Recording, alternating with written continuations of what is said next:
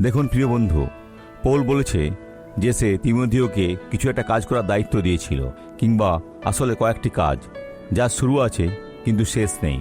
আর তিনি কি বলেছেন? তুমি বাক্য প্রচার করো। সর্বদা আমরা ঈশ্বরের এক গুরুতর আদেশের অধীনে আছি।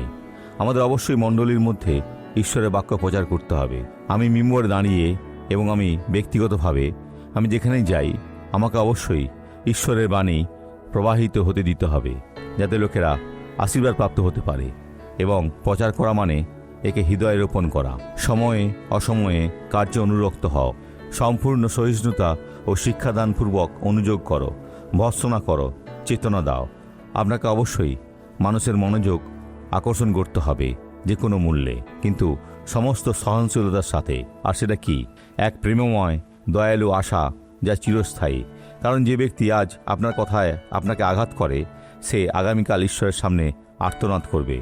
একবার বীজ রোপণ করলে তা বেড়ে উঠবে। আসুন এখন আমরা প্রার্থনা করি। পিতা, আমরা প্রার্থনা করি, আমরা বিশ্বাস করি এবং আমরা আপনার কাজে সাক্ষী হব।